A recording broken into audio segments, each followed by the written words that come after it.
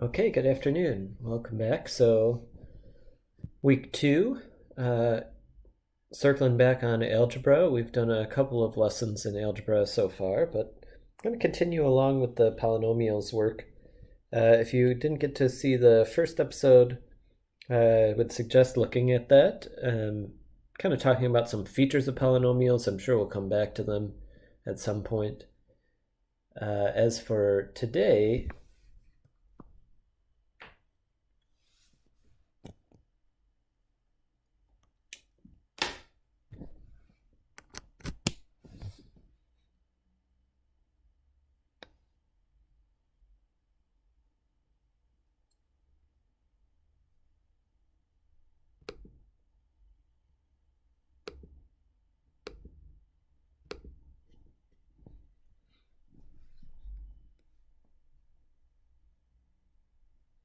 okay, good afternoon. So we're back, second week of doing this. Hope you're all doing okay, hanging in there, finding ways to connect with your family and friends, finding ways to stay active, and also finding ways to keep up with your schoolwork. Today we're going to talk about some algebra. We've done a couple episodes so far, and I'm going to continue on polynomials. Last week, Thursday, in episode 1 on the polynomials, I talked a little bit about some of the features of polynomials, in particular end behavior, and I thought, another good thing to talk about with polynomials is the concept of simplification.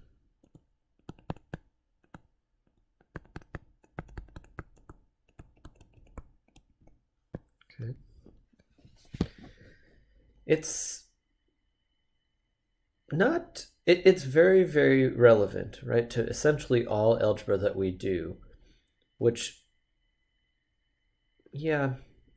with polynomials and beyond, but we're going to talk specifically about polynomials here. We're actually going to start, though, with just arithmetic. So, for example,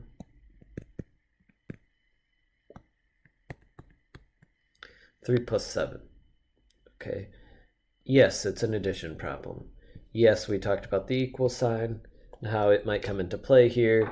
If we wrote the equal sign, what that might mean in terms of a problem where it's asking us to proceed and execute the addition. But really, let's think about it actually from a simplification standpoint. And this is maybe an alteration on how we can use the equal sign when we're doing math, when we're doing algebra in particular, or arithmetic, where we can we introduce the equal sign ourselves, right? So we are maybe given this and asked, to simplify it.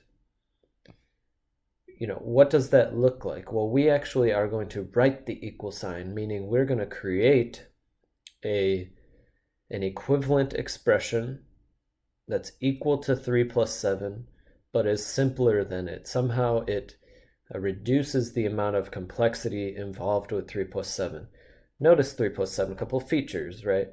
It has two different numbers, 3 and 7, and an operation, addition, right? So it's like, okay, 3 plus 7, they're all sort of separate entities and telling us separate things, but we know how to simplify it. We can execute the addition, right? We can actually do this to simplify this overall expression of 3 plus 7. And when we simplify it, we actually bring in our own equal sign. We are able to establish the equal sign and say, you know what, I'm going to simplify this and say that 3 plus 7 is equal to 10. And we want to say that that's simplified because it reduces the number of terms.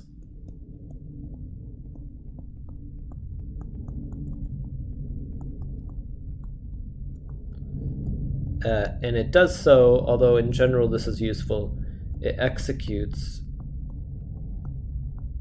an operation.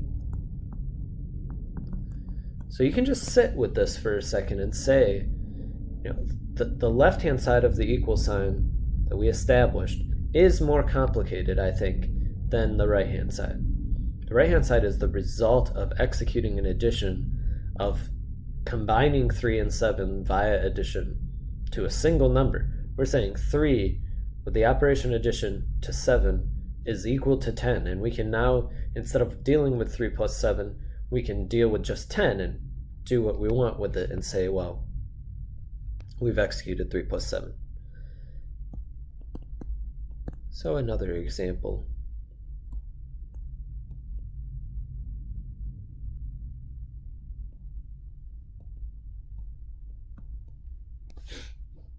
Say we're asked to simplify 5 times parentheses 6 minus 3. You can imagine, I'm sure at some point in grade school you've seen like a word problem that leads to this, or just been given a type of problem like this where, you know, we're dealing with multiple terms being combined, trying to reduce them, trying to simplify them. Again, we can establish equal signs. We are allowed, in general, to rewrite expressions. And by expressions, I mean this whole thing. This is also an expression, right? But we're allowed to rewrite them in whatever form we want. And sometimes we actually complicate them for other purposes, and we'll get to that. But simplification here, we're going to try to do rewriting in a style that actually makes what we're looking at easier to grapple with, easier to manipulate, easier to interact with. So, I mean, I think you probably know how to do this pretty well. You're just executing this couple set of operations. We do order of operations, but again, we can establish the equal sign. We can say that 5 times parentheses 6 minus 3 is equal to 5 times 3, right? Because 6 minus 3 is 3. Now, it's important to notice it's also equal to 5 times 6 minus 5 times 3. This is a minus, right? We can distribute, that's fine. Arguably, both are a form of simplification, and definitely both have some more simplification left, right? Some more that we can do to make this expression even simpler. Now, all three of these are expressions. This is an expression, this is an expression, this is an expression. But again, we're trying to simplify the initial expression into like its kind of reduced form, an expression where there's fewer things going on, and we can't get that expression even to fewer things. So these two on the right-hand side each have a little bit left to do. We can then execute this multiplication, and on the bottom here, kind of a different problem, we can execute, say, both multiplications and then execute another subtraction. So this is a good example for a couple of reasons. First of all, there are multiple routes to simplification, but if you're simplifying correctly, you should get to the same result, right? Now, at times, in very complicated situations, if you make different choices, it may look in a different form and kind of be equivalently simplified, but there are ways then to kind of transfer between the two that you get here, and in many cases, most cases you may see, if you simplify, say, a top line or bottom line, you do wind up in the same place, right? 15. So 5 times parentheses 6 minus 3 is 15. Those are equivalent. And therefore, 15 is a simplified version of this more complicated expression. One of the issues with simplification very commonly is, when do you stop? You stop when you can't go any further. I think these two ideas here are good rules to keep in mind. Make sure you have tried to reduce the number of terms in all the ways that you know how. Executing operations is basically the most common one. That is the second thing to sort of keep in mind. Are there operations that I'm looking at that I can actually do? If I can do them, that's likely going to simplify here.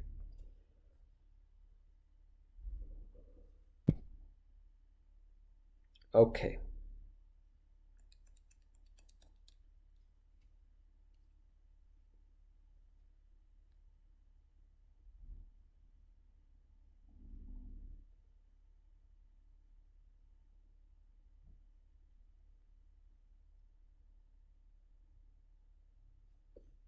last arithmetic example here. Let's do 1/3 times, oh, I don't know,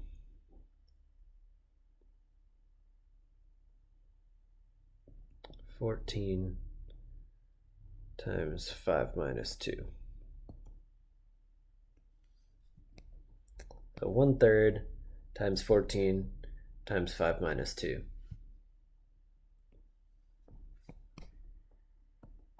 Well, again, let me actually not take that so casually. We are attempting, and this is something that's also interesting. It's often the case when you're doing other algebra problems that aren't specific. You will see some that are like, simplify this expression, right? So that's what you're trying to do. But oftentimes, you'll be dealing with a different type of thing. You're trying to solve something. You're trying to express something. But you want to always do that, or have in mind that you can do that in the most simple way. That simplification is actually a tool. It's not always the end. It might actually be the means to executing something, to understanding a problem better, to solving a problem more completely. So there's a lot to bear in mind here, where simplification, yes, we can actually do it as a process, but we can actually do that process embedded into larger problems. It doesn't have to stand on its own. So you are allowed to rewrite an expression in an equivalent form, and oftentimes that will be helpful or illustrate something important. Okay.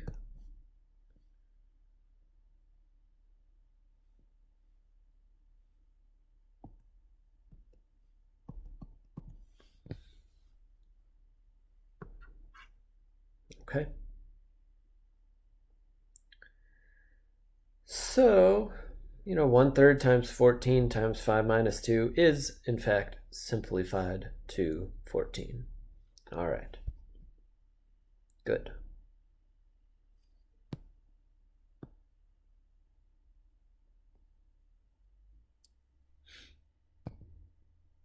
Now on to polynomials.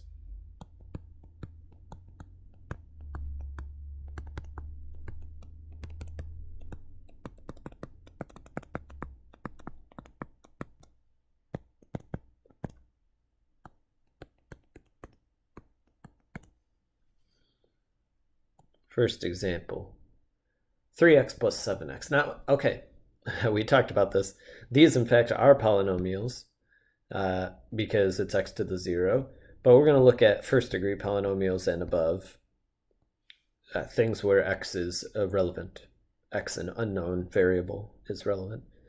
3x plus 7x. Now, here is where our two rules, execute an operation, reduce the number of terms, still comes into play. But what we need to be aware of is, when can we execute the operations, right? So we're going to look at two different examples, say at the same time.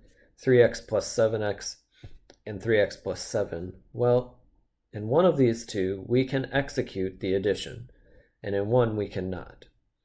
And it comes down to what maybe we can write as our third thing that we need to keep in mind, which is look for like terms.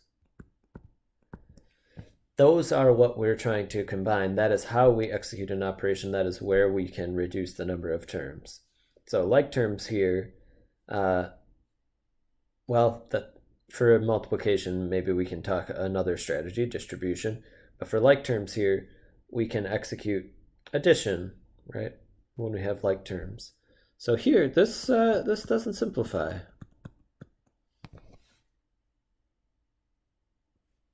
This does.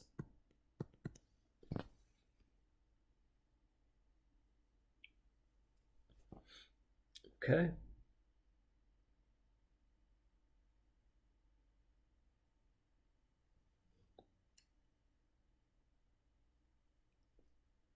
So can we execute the operation? So another example.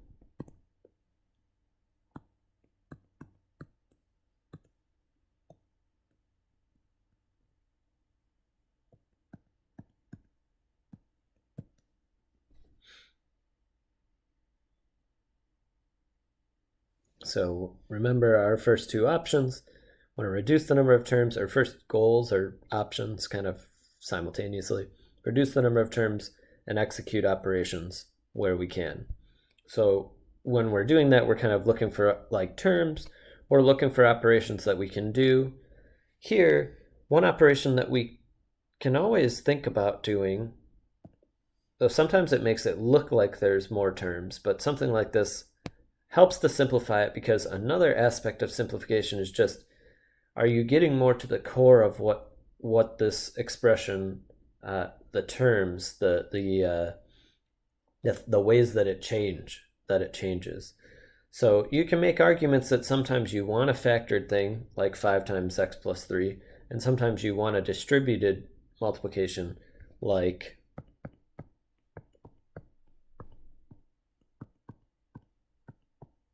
that, right? Generally, if the question asks, simplify the bottom here, this would be this what is looked for or expected. Why is it simpler? Well, it separates the terms, right? There's no distribution, there's no parentheses, so the order of operations is a bit simpler.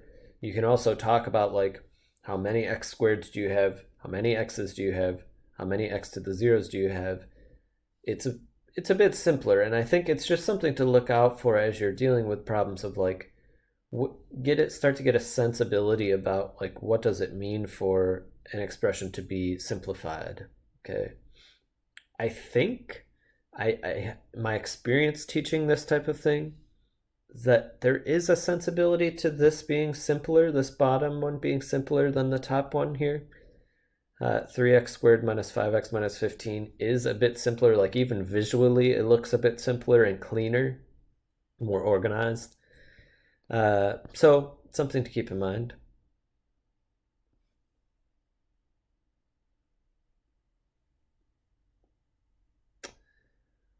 Why don't we step it up a little bit and simplify this?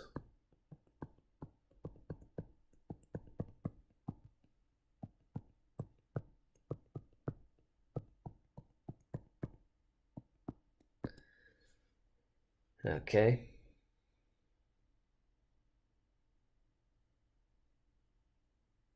So a lot going on. We're asked to simplify this. This is a quadratic or parabola plus another parabola. Okay, so it's the sum of two polynomials, each of degree 2. We can start to expect, and if you've seen these questions before, you may know, what the result should look like. It should be a degree 2 polynomial most likely, unless both degree 2 terms cancel each other out, so maybe they add or subtract to 0. Here it's not looking like it, right? I think it's useful to sort of get a sense before you execute the specific of like, what's going on here? Okay, it's just addition. So we're just adding two polynomials. We can do this in a relatively quick way, right? The first thing to recognize here is that when we're distributing, right, we always distribute to get rid of parentheses here. We need to think about what the sign of the distribution is. Now, in both cases, this is an implied plus 1 times this, right? There is only one of the parentheses for each case. Only one of these being added to only one of these. That could be, compared to, say, if we did 3 times 2x squared minus 3 plus 4 times 3x squared, right? Then there are 3 of these and 4 of these to add together. Now in this case, it's a simpler version. There's only one. So when we distribute 1 into these parentheses, it leaves us a relatively simple execution here. It's the easiest distribution. It's the easiest way to get rid of parentheses, is if they there's only one, and it's addition. So now, to simplify this, and I do want to put an equal sign there. Let me be clear about what I'm doing. Oops. We can group like terms. So I'm going to do this in more steps than I would usually do it to show you exactly what's happening here. We can slide these terms around, being very sensitive to the sign, whether they are positive or negative terms. We can slide them and make sure that that sign moves with them. This is a -7 and a -10, and so they need to remain negatives, right? Now, why would I slide those terms? Because the like terms are the ones that can combine, where we can actually execute the expression, the operation of addition here. So there are 2x squareds and 3x squareds, that's 5. There are 3x's and -4x's, that's -1x. And there is -17. So I think it's pretty reasonable to say that this, in fact, is a simplified version of where we started, for sure. It went from 6 terms with 2 sets of parentheses to 3 terms with no parentheses. Pretty reasonable, I think.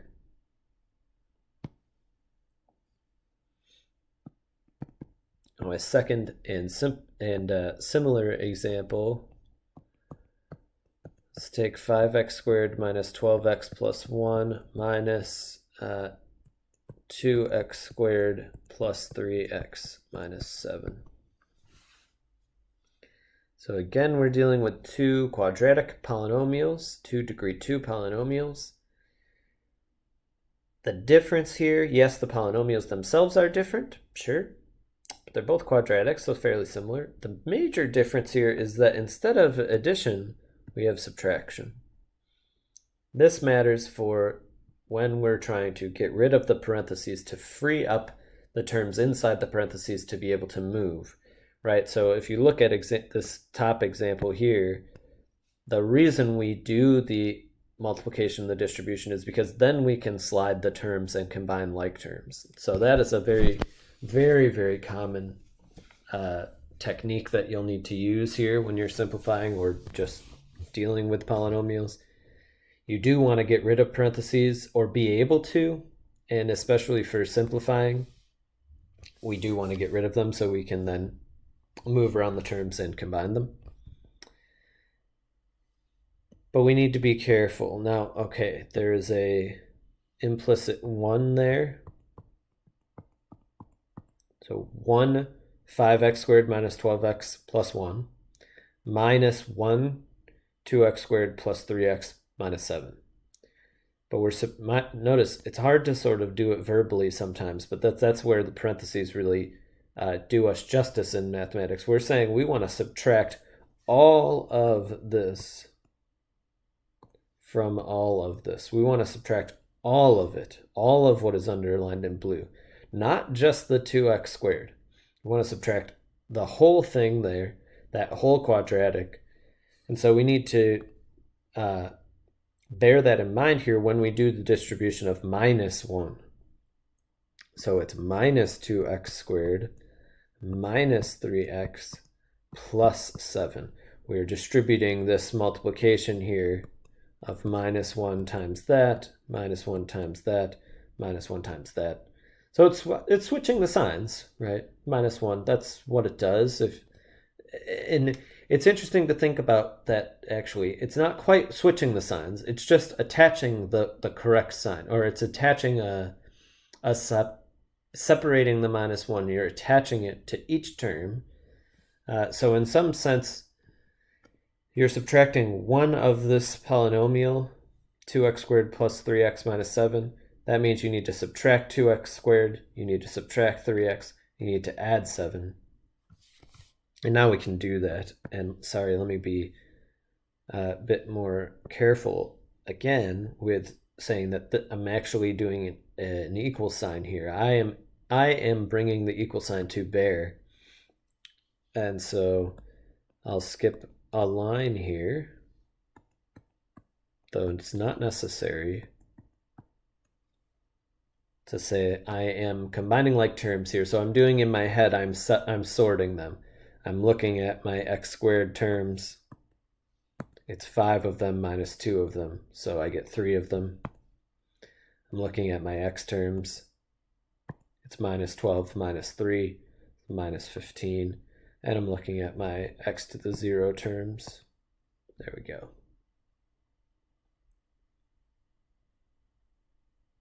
Okay. Yeah. Let's do, can erase up here.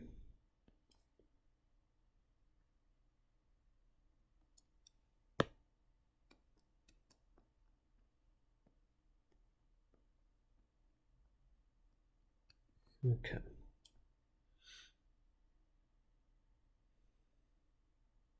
Let's do one more. For some of you, this may seem like, well, yeah, of course I can do this already, especially if you're in Algebra 2, but I think it's always good to reflect on the tools that we have in hand. Because what we're really doing here is saying, if we're asked a question about this, we can answer it by looking at this, which is much easier to deal with, to talk about, right? What if you need to now say, like, what happens when x is 3? Well, instead of having to plug in x 4 times and deal with 6 or more operations, we only have to plug in x twice. So it's useful, right? When x is 3 here, it will give us out the same value as when x is 3 here, because these two things are equivalent expressions, okay? That's what simplification is about. It's coming up with an equivalent expression that's easier to deal with, easier to interact with. So let's see here. Final example. Let's do 2x plus 1, x minus 2, plus 3, x squared plus 4.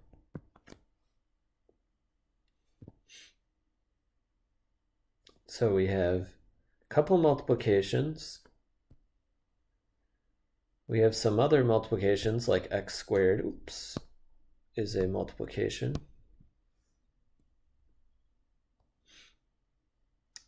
This multiplication is important.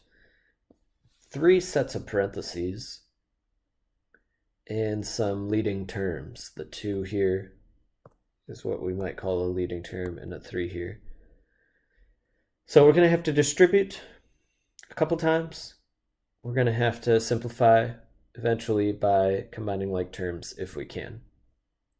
So let's see. You might think, like, yes, so this is a good example of, like, there are multiple places to start. There are multiple things to simplify. I personally start right here. I'm looking at, 2 degree 1 polynomials being multiplied together inside of a larger context here of things going on that I want to simplify. So I tend to start there. I'm going to try to make those 2 polynomials that are going to be multiplied together into a single polynomial. Now we do this by foiling, but really we're doing it by multiple distributions, right? We need to distribute x times this whole thing and 1 times this whole thing. So let me do that. So x times x minus 2 is x squared minus 2x. 1 times x minus 2 is x minus 2. And I'm going to bring the rest of it along. Now, of course, when you're doing this, you could do some simplification right here now, but I'll wait. So this is one of those times where simplification, this is where we become a bit more nuanced. Sometimes we have to do things that actually make it seem more complicated first, under the larger goal of then simplifying. So I distributed those degree 1 polynomials to each other. Now I'm going to simplify inside the parentheses. That's something you'll do frequently.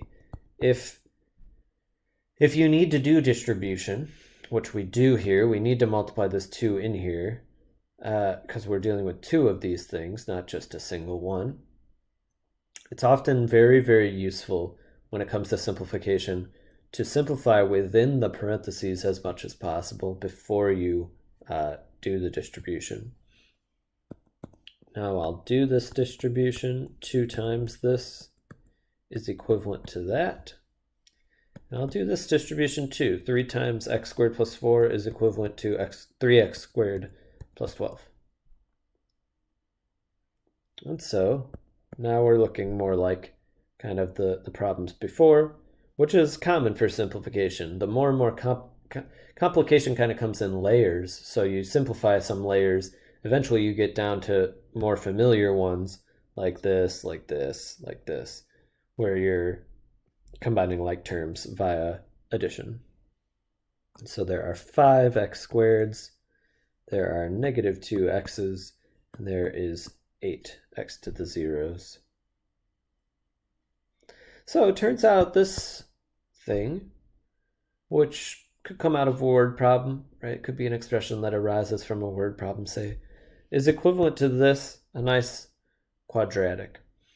So this is useful, right? Because one of the things that's going on here is we're looking at, like, say on this line in particular, where we're saying, okay, actually like 2 times a degree 2 polynomial plus 3 times a different degree 2 polynomial simplifies to a separate and singular degree 2 polynomial, right? We can add polynomials of the same degree and get a single one out, which is really useful. And that continues on. It doesn't have to just be 2 degree 2 polynomials added. It could be, there could be more, plus another one minus another one plus 17 of a third one, so on, so on, so on. So it's really useful. But when it comes down to it, what we're saying is that this is equivalent to this, is equivalent to this, is equivalent to this, which is equivalent to this. They're all 5 of these lines are equivalent, but that this one is simplified. And we could argue, right, that this is simpler than this, but it's not quite simplified because it itself can become simpler. Right? So that's the lesson for the day. We'll do a bit more of this next time, probably Thursday. Hopefully, again, you're doing all right, and I'll look forward to